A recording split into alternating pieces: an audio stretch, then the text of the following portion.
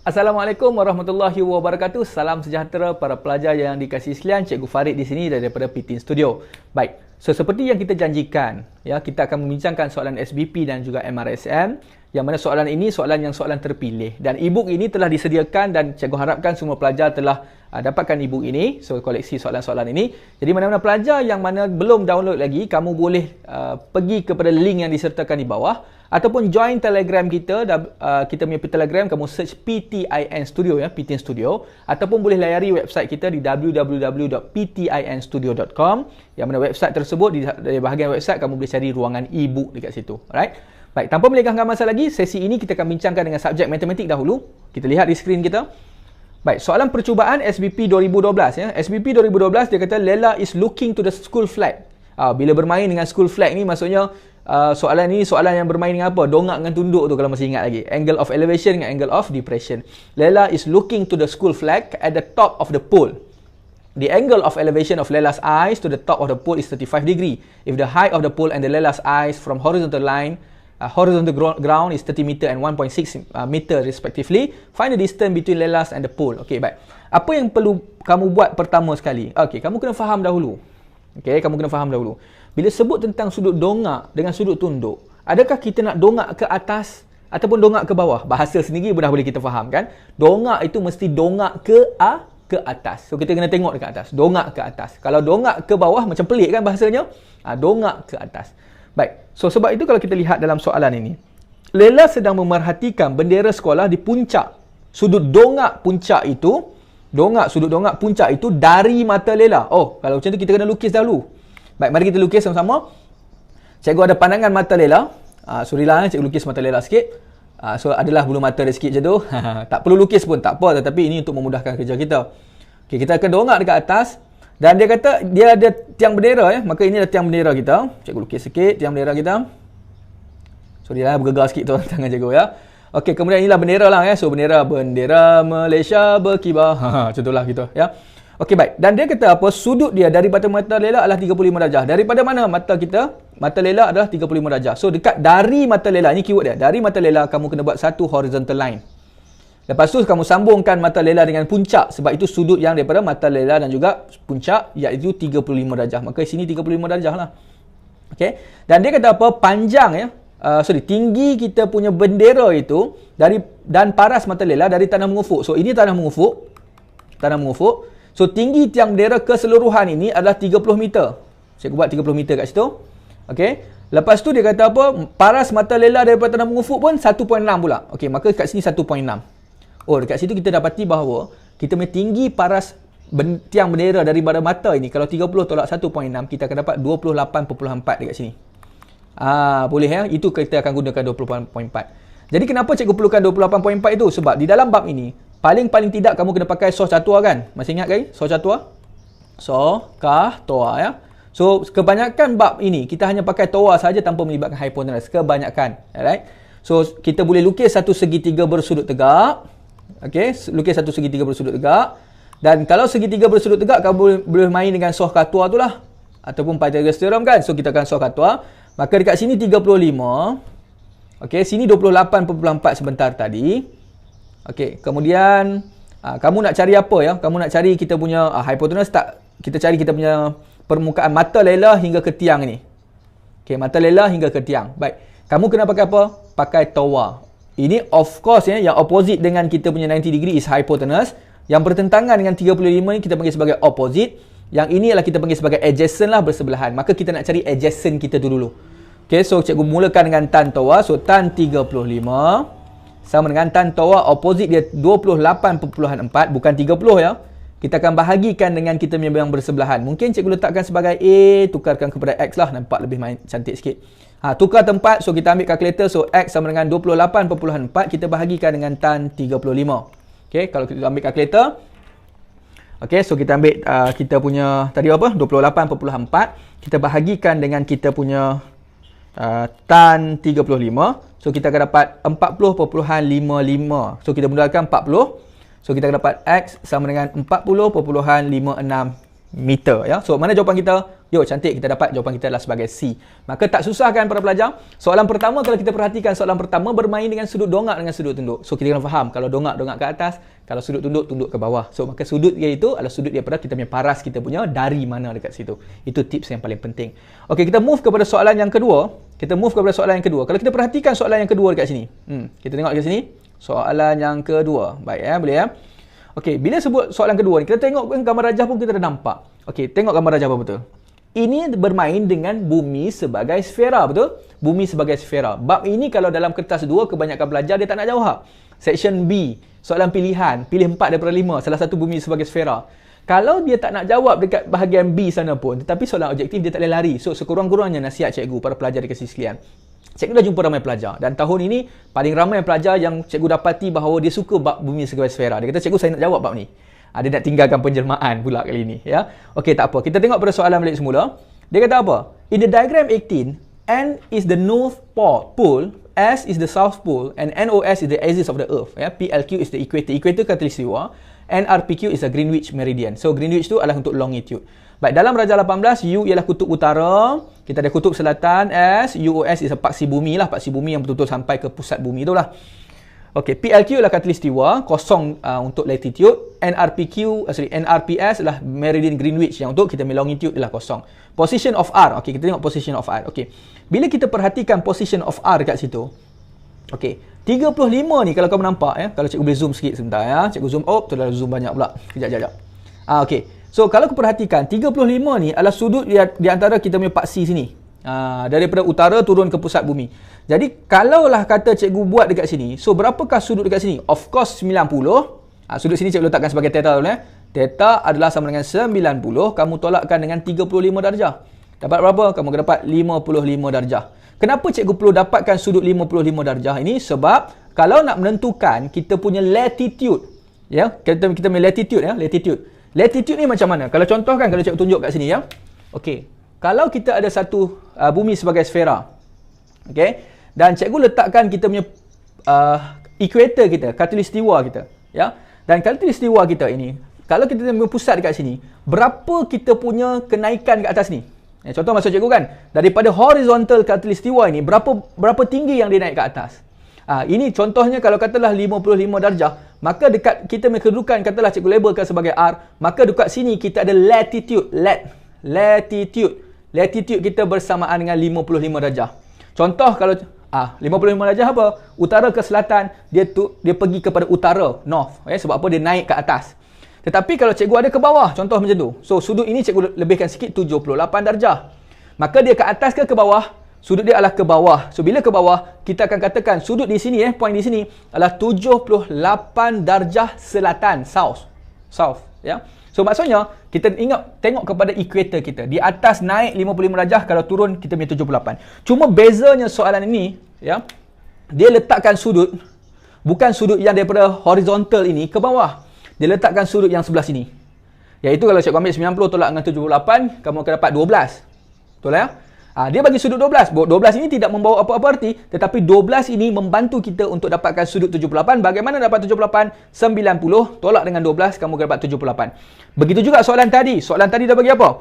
So letakkan kita punya naik ke atas begitu. Ya, dia bagi sudut 35. Sudut 35. Maka nak tentukan utara ataupun selatan. Ya, utara ataupun selatan, kita akan lihat daripada horizontal, kita nakkan sudut ini. Sudut ini akan menunjukkan utara dia berapa. Sebab itu cikgu kata, 90 darjah tolak dengan 35, kita akan dapat 55 darjah. Utara ke selatan, dia akan jadi utara. Sebab dia memang nak okey, itu baru kita punya utara ya, 55. So kalau pilihan jawapan ini, kita pangkah untuk bahagian ni sebab 35. Okey, 0 darjah ke 140 timur. Kita tengok pada soalan kita. Okey, yang mana meridian kita? Meridian kita adalah NRPS. Betul-betul kamu lihat R ini berada pada meridian, guys. Perkataan meridian Greenwich ini. Meridian Greenwich ini bermaksud apa? Meridian Greenwich ini adalah menentukan, kalau cikgu boleh lukis dekat sini sikit. Okey. So meridian Greenwich ini adalah kita punya longitude dia kosong. Kalau ke kanan timur, sebelah kiri adalah west ataupun barat. Jadi sebelah kita punya meridian, kalau cikgu tulis sini meridian Greenwich Greenwich. Ya, meridian Greenwich ni dia menunjukkan bahawa dia bukan berada di utara, dia bukan berada di barat, tetapi dia berada pada 0 darjah. Maka dalam soalan ni kalau kita perhatikan R kita ini, kedudukan R kita ini berada tepat kepada kita punya meridian Greenwich, iaitu 0 darjah, kita punya 0 darjah. Dia bukan yang 40 darjah tu semua wayang je, ya. Dia nak macam mengelirukan kita mungkin dekat situ. So jawapan kita apa tadi? Jawapan kita adalah kita punya C. Okey, kita teruskan kepada soalan yang seterusnya. Percubaan SBP 2012. Kalau kita perhatikan dekat sini, soalan ini adalah bermain dengan soalan set. Kawan, soalan set. Soalan set ini adalah soalan yang agak favourite. Dan kamu kena faham beberapa terms-terms dalam set. Antara terms-terms yang kamu kena lihat, ya, ada beberapa terms yang bila kita lihat kita tahu, oh, yang ini adalah elements, ini adalah universal set dan sebagainya. Contoh, cikgu bagi contoh. Kalau you nampak tanda macam ain ni, macam ain tak ain lah, ya. Baik, apakah tanda ini? Tanda ini kita namakan sebagai apa? Tanda ini adalah kita punya universal ataupun set kita punya semesta, iaitu menunjukkan bahawa set yang semua tu ada unsur-unsur ataupun elemen-elemen di dalamnya sahaja. Dan kalau kamu nampak kita punya tanda apa lagi? Kalau kamu nampak ini adalah tanda intersection. Kalau kamu nampak ini adalah kita punya union, ya, set keseluruhan kita. Inilah kita punya apa? Inilah subset kita. Kalau ada ini apa? Ini elemen kita. Maka ini tanda-tanda ini cikgu ingat pelajar-pelajar tingkatan 5 yang nak menghadapi SPM 2020 plus ini, insya-Allah kamu semua cikgu yakin bahawa kamu dah bersedia dengan tanda-tanda tersebut. Cuma cikgu tak nak kamu terkeliru sahaja kat situ. Okey, kita teruskan kepada soalan tadi. Dia kata apa?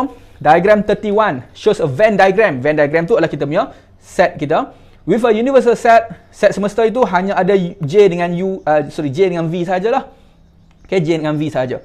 Baik, so tak ada lagi. Maksud J dengan V tu maksudnya tak ada lagi set yang di luar ni. Maksudnya semua unsur kita, set kita berada dalam J dengan V ni sahaja. Tak ada set di luar tu.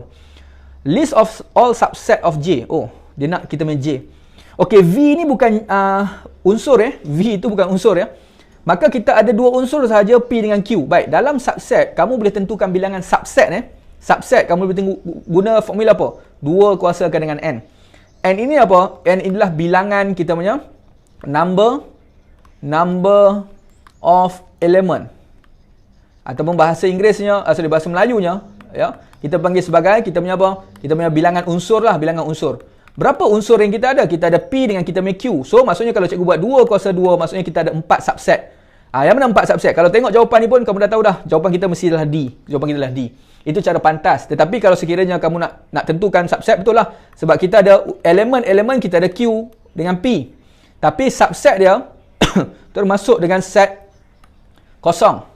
Bukan set kosong, bukan maksud ada kosong dalam tu. Tidak ada lah set kosong, ya. Empty set. Lepas tu set P sahaja. Lepas tu set Q sahaja. Lepas tu set P dan Q kita. Maka inilah subset-subset yang akan berada dalam kita punya set yang kita punya P dengan V. Nampak? Semudah itu. Soalan ni satu markah sahaja, soalan kertas satu. Okey, soalan seterusnya bermain dengan soalan percubaan MRSM 2013. So, soalan MRSM 2013, soalan matematik bermain dengan indeks. Dan kalau kita perhatikan soalan-soalan ini, dia bermain dengan 3. Nampak 3? Ya. So, 3. Lepas kita ada 3, kita ada apa? Kita ada 27. Lepas ada 27, kita ada apa? Kita ada 81. Dan kalau kita perhatikan 3, 27 dengan 81. Baik, para pelajar, kita semua kita dah nak masuk SPM 2020 plus ni. So bila kita berada di tingkatan 5 ini, kita dah berjumpa berkaitan dengan indeks ni fasa form 3 kita dah jumpa fasa form 4, kita dah jumpa form 5, dan kita dah nampak dah kalau 3, 27, 81, 243 ini semua boleh jadikan sebagai asas 3, betul? Baik, kita tengok sini. Maksudnya 27 ini kita boleh tukar kepada 3 kuasa 3. Ini benda dalam kepala kita dah keluarkan dah. 81 boleh tukar kepada 3 kuasa 4. Kalau 3 kuasa 5 berapa? Sama dengan 243. Ambil kalkulator kalau kamu nak test, ya. Maka kita nampak idea dia, oh, aku mesti tukar kepada asas 3. Samakan semua asas dulu. Maka cikgu kekalkan 3 kuasa K per 2, ya.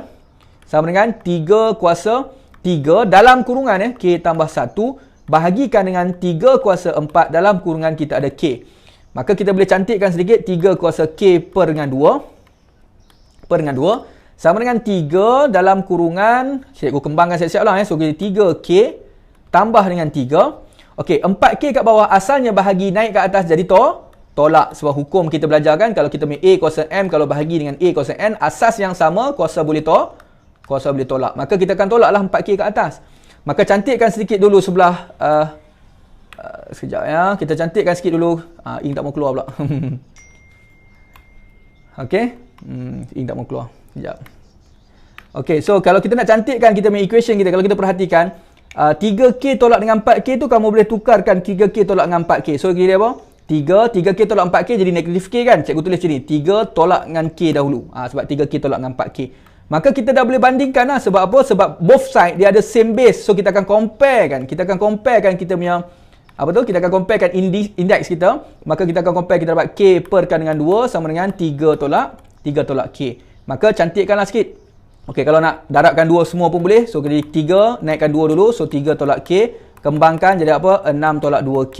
Pindahkan negatif 2K sebelah sini. 2K tambah dengan K dapat 3K sama dengan 6. Maka kita akan dapat K kita sama dengan 6 per 2. 6 per 3 kamu akan dapat sama dengan 6 per 3 sama dengan 2 lah. So kita dapat sama dengan 2 dekat situ. So kalau perhatikan, kalau sini cikgu buat apa? Cikgu darabkan dengan 2, betul? Kalau cikgu darabkan dengan 2, kalau kamu perhati kat situ, kalau kata cikgu saya tak nak darab dengan 2 lah cikgu. Saya nak pindahkan terus lah, boleh? Kamu dapat apa? K per 2 tambahkan dengan K samakan dengan 3. Maka 1 per 2K tambah dengan K. 1 per 2, 2 per 2, 3 per 2K lah. So 3 per 2K sama dengan 3. Maka 3 dengan 3 ni boleh potong. So K asalnya bahagi. So darab 1 kat sini. So dapat 2. So kamu tetap dapat jawapan dia sama dengan 2. Okey, kita akan teruskan kepada soalan nombor 13. Okey, kalau kita perhatikan soalan nombor 13, dia kata apa? Diagram 13 shows a set of data where y represent an integer. Raja 13 menunjukkan satu set data yang mana y adalah satu integer. Y adalah integer yang sama lah kat situ. Okay, mode of the data is 6 and median is 8. Okay, kalau kamu perhatikan, cikgu nak terangkan dulu. Apa maksud mean? Apa maksud mode? Apa maksud median? Mean ni, seolah macam ni tau. Kamu ada 5 orang kawan. Bila ada 5 orang kawan, markah kawan-kawan kamu ni ada markah matematik masing-masing. Nak cari mean kita ataupun average, purata kita. Bagaimana? Tambah kali 5 markah mereka, bahagi dengan 5. Maka kita akan dapat average kita ataupun mean. Sum of x bahagi dengan n. Baik, apa itu mode? Mode itu apa? Mode itu adalah kita punya data yang mempunyai kekerapan yang tertinggi. Kekerapan yang tertinggi. Apa itu kekerapan yang tertinggi ya? Contoh, cikgu bagi contoh ya. Katakanlah, kita ambil saiz kasut. Saiz kasut kamu berapa ya? 5. Saiz kamu berapa ya? 5. Tiba-tiba ada pelajar, saiz kasutnya 4. Ada saiz kasut 8. Maka siapa yang menang? 5 menang. Maka 5 itu akan jadi mode kita, the highest frequency. Begitu juga untuk median. Median pula bagaimana ya? Kita susun turutan menaik. Kemudian kita ambil data yang tengah-tengah itu. Okey, boleh ya? Okey, kalau kita perhatikan soalan nombor 13. Soalan nombor 13. Okey, dia kata apa? Diagram Raja 13 menunjukkan satu set data dengan keadaan y adalah mewakili integer. Okey, mode 6 mode mesti 6 lah. So y tu tak boleh. Y boleh jadi 6 juga, boleh jadi 7, boleh jadi 8 dan sebagainya kan. Tetapi kalau kita susun balik, kita ada 6, 6, 6. Okey, 12 kita ada 12. Okey, di manakah data yang nak menjadikan median 8? Maksudnya kita mesti ada di tengah ni. 12 mesti dekat sini lah. 8 mesti lebih kat sini. Okey, kalau katalah cikgu letakkan 8 di sini. Kita tak jadi median 8 lagi dah. Sebab apa? Kalau kita potong depan, potong belakang, potong depan, potong belakang, potong depan, potong belakang, median di tengah-tengah ni 6 tambah 8 bahagi 2 kamu dapat 7. Maka 7 tu adalah sebagai median. Tak boleh. Jadi bagaimana kita nak jadikan? Sebab y sini memang dah y tau. So apakah y yang sesuai? So kita akan letak apa? 6, 6, 6. Oh, apakah data yang dekat sini ni? Y ni. Yang akan menjadikan median dari 8. Kalau letak 7 tak jadi. Median kamu akan jadi 6.5. Kalau letak 8, median kamu 7. Kalau letak 9, median kamu adalah 7.5. Kalau letak 10, baru jadi 8. Sebab apa? 6 tambah 10, 16 bahagi 2, kamu dapat 8. Maka y kita adalah 10. Y kita sekali lagi adalah 10. Barulah kita dapat potong depan, potong belakang, potong depan, potong belakang, potong depan, potong belakang. Maka median kita di tengah-tengah ini. Iaitu 6 tambah 10 bahagi 2, kamu dapat 8. Iaitu median kita asalnya adalah 8. Cantik. Kemudian, dia kata apa? Kemudian dia kata... Okey, a new number nombor data baru dimasukkan iaitu 8 dengan 14. Okey, kalau cikgu boleh salin balik semula. Dimasukkan 8 dengan 10. 8 dengan 14 ya. Cikgu jarakkan sedikit. Okey. So kalau kita perhatikan sini kita ada 8 kat sini, kita ada 14 kat sini. Okey. So data ini dia nak minta apa? Median yang barulah, median yang baru. Okey, macam mana dia nak cari median yang baru? Median yang baru adalah apa? Potong depan, cikgu suka aja potong depan Ini data yang kita punya ungroup data ya. 6, 14 potong, 6, 12 potong, 6, 10 potong, 8, 10 potong. Maka data kita di tengah-tengah ini. Maksudnya nak cari median kita bukan 8, bukan 10. Tetapi kita ambil 8 tambah 10, kita bahagi dengan 2, kita akan dapat sama dengan 9. Maka median yang baru adalah 9. Cantik guys. Okey, kita pergi pada soalan yang seterusnya. Okey, sekarang kita masuk kertas 2. Ya. Baik, percubaan SPP 2011, kalau kita perhatikan kepada soalan, dia kata apa? The diagram 5 shows a solid cylinder, the two identical solid cones is taking out. Ya, maksudnya kita ada dua solid cone is taking out from the cylinder. Maksudnya, Identical tu maksudnya ada cone yang sama lah. Maksudnya cuma terbalikkan bertemu dengan bucu je kat sini. Okey, itu kita faham ya. Okey, lepas tu kan apa yang disebut Apa yang disebut lagi? The diameter and the height of the cylinder is 28 cm and 30 cm respectively, ya. So maksudnya diameter kita apa sekali lagi? Diameter dan tinggi silinder, ada error kat sini sikit ya. Sorry ada typing error. So diameter dan tinggi silinder masing-masing adalah 28 dan 30. Diameter dan tinggi silinder. So maksudnya kalau cikgu boleh buat diameter untuk silinder ni dulu ya. Contoh ya. Okey, diameter dia bagi sama dengan 28 So maksudnya radius dia adalah 14 cm. Cikgu ambil radius dulu.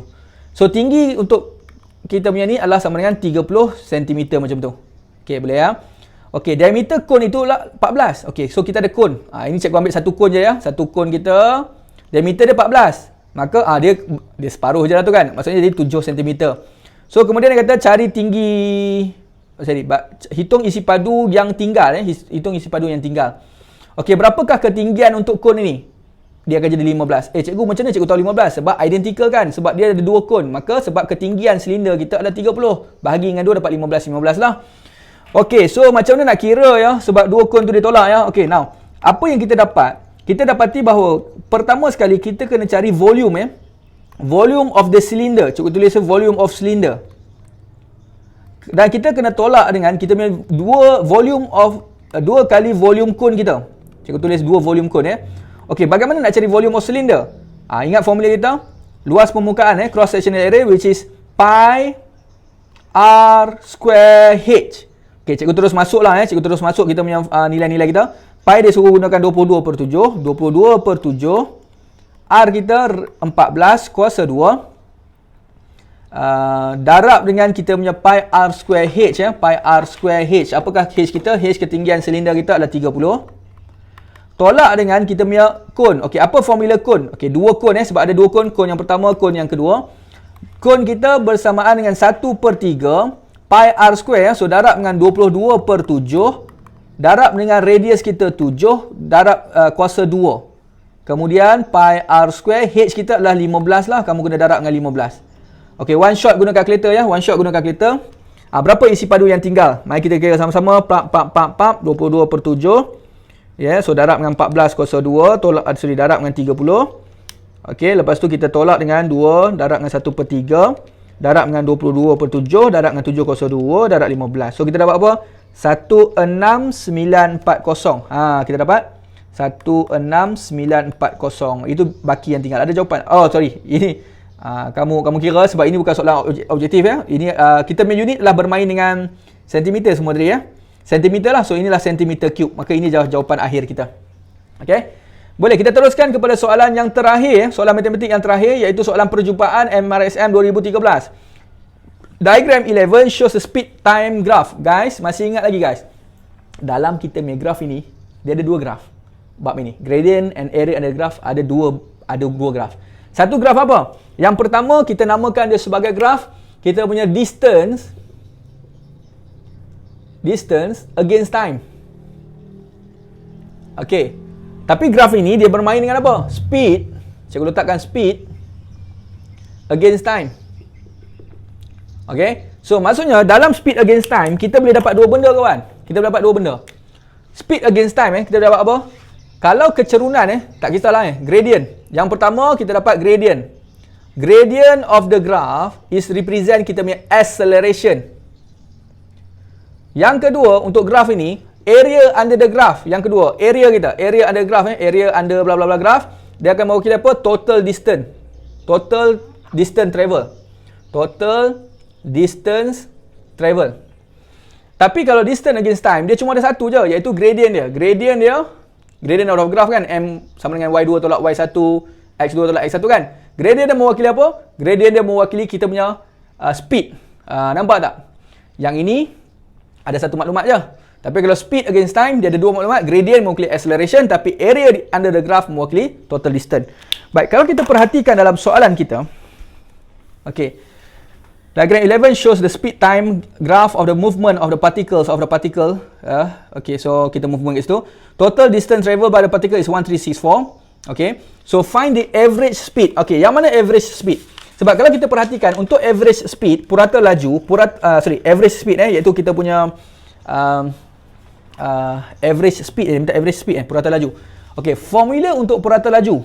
Apakah formula purata laju? Laju. Kalau dulu kan masa UPSR kita belajar macam ni kan. Kalau cikgu dululah UPSR cikgu belajar macam ni. JLM. Kalau nak cari jarak, laju darab masa. Nak cari laju, jarak bahagi masa. Tapi kalau nak cari laju, jarak bahagi masa. Kalau nak cari masa pula, cari jarak bagi laju kan. Dululah.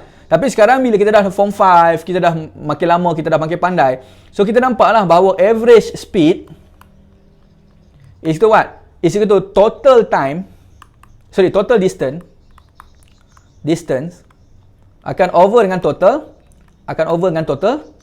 time. Okay, average speed dia minta ya. Okay, what is your total distance? Total distance dia bagi dah 1364. Kita ambil 1364, kita bahagi dengan total time. Berapa masa yang dia ambil keseluruhan? Nampak 54. Tapi berhati-hati, dia nak dalam minit meter per second. Kan? Yang ni pun memang dah meter kan. Yang masa yang dia bagi 54 pun second kan. Cantik lah, bahagi dengan 54 je lah. So kita dapat, tekan kalkulator, kita dapat 25.26 meter per S-1 lah. Total distance bahagi total time 54 second.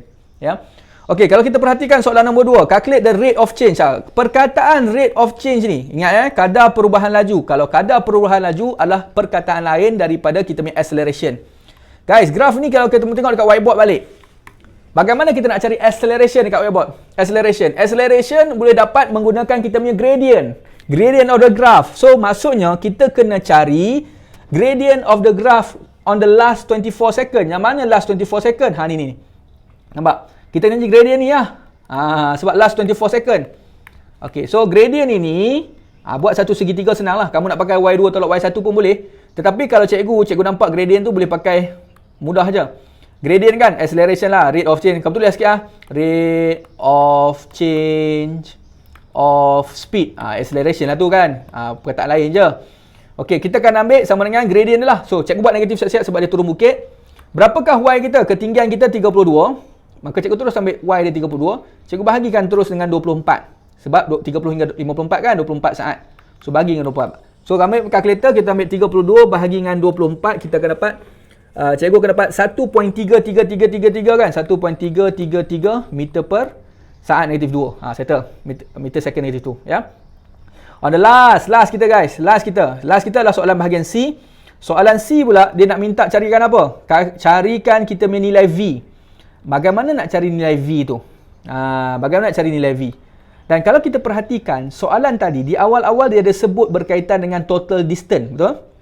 Berapa total distance yang dia bagi? Ni total distance kita, 1364. Dan graf ini, graf speed against time. Graf apa? Speed against time. So, bila speed against time, maksudnya jarak dia adalah diwakili oleh kita punya jumlah luas permukaan keseluruhan graf kita. Area under the graph. Jadi cikgu labelkan ini area A. Area A ni area yang penuh ni lah. So cikgu labelkan ini sebagai area A, senang sikit. Ini area B, segitiga. Ini area C. Kita pecahkan macam tu ya. 3 segitiga. Okey. So, cikgu akan katakan macam mana tau? Okey, untuk C, 1364 lah jarak kita kan. Sama dengan A. A senang ya. 30 darab dengan 32 kan. So, cikgu ambil 30 darab dengan 32. Tambah. Oh, tak ada ruang dah. Okey, sekejap cikgu kecilkan sikit tulisan cikgu ya. Okey, so tambah dengan kita punya B. Mana B kita? B kita lah 1/2 tapak kali tinggi ya. 1/2. Berapa tapak dia? 20 ke 30 ya. 20 ke 30 ni. 20 ke 30 saat ni. Ya, 10. Darab dengan tinggi. Tinggi dia bukan V Tinggi dia lah V tolak 32. V tolak 32. Dan jangan lupa kita kena tambah dengan kita punya segitiga C pula. Mana segitiga C? 1/2 tapak kali tinggi. Boleh ya? Ataupun you nak buat trapezium terus pun boleh yang ni. Nak buat trapezium pun boleh A dengan C tu. Lagi cantik kan? Tapi tak apalah, cikgu dah lalang cari tu kan. So 1/2 tapak kita 30 ke 54 tadi dah 24. Darab dengan tinggi kita tadi adalah 32. Okey, so kamu bla bla bla bla, kamu selesai kat sini lah. Cubalah selesai semua. 1364 sama dengan apa ni? Sama dengan 30 darab dengan 32, kita akan dapat sama dengan 960. Tambah dengan 1/2 darab dengan 10 lah. 5 V tolak 32. 1/2 darab dengan 24 darab 32. Kamu dapat 384. Okay, 384 tambah dengan 960. Kamu dapat 1344 tambah 5V tolak 32. Okey, so 1364. So 1364 tolak dengan 1344 kamu akan dapat 20. 20 sama dengan 5V tolak 22.